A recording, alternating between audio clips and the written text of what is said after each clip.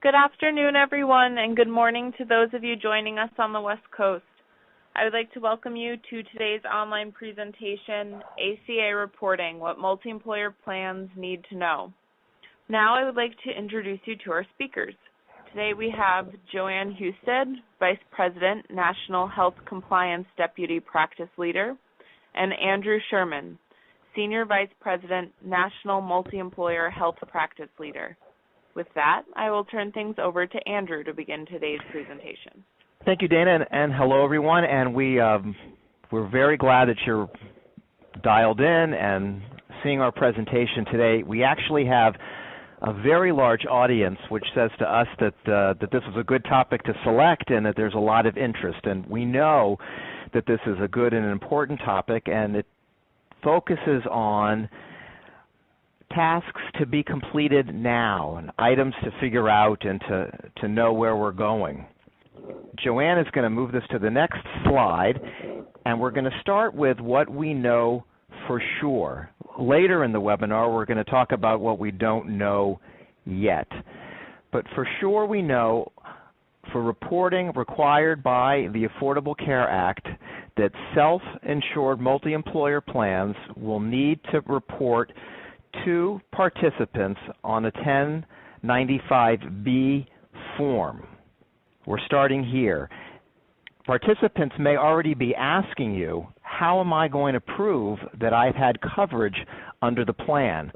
People are aware or will quickly become aware that there's an individual penalty if you don't have health insurance that's effective for the tax filings that individuals are doing next year based on coverage that they have this year in 2015. So we're talking about this period right now, who has coverage and how does that get reported and when does that have to be reported.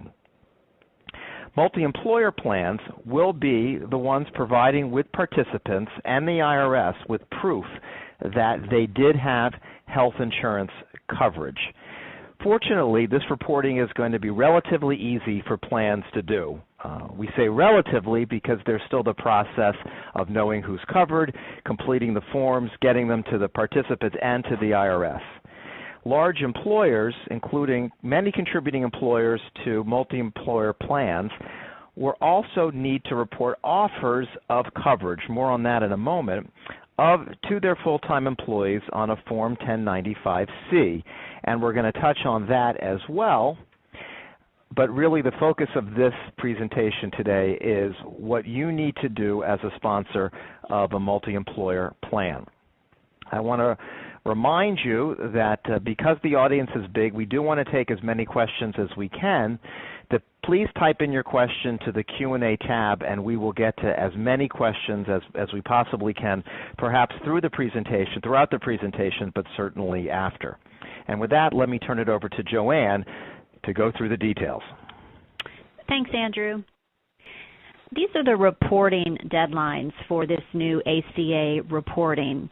Usually, multi-employer plans will need to send one of these forms to each participant by January 31st of each year. The forms then need to be filed with the IRS in either late February or late March, with the end of March being the deadline when forms are filed electronically. Plans that need to submit at least 250 ACA reporting forms to the IRS will be required to submit them electronically. You should know that the IRS has created a brand new electronic filing process just for ACA reporting. This process is different from the one that is currently used for 1099 tax forms.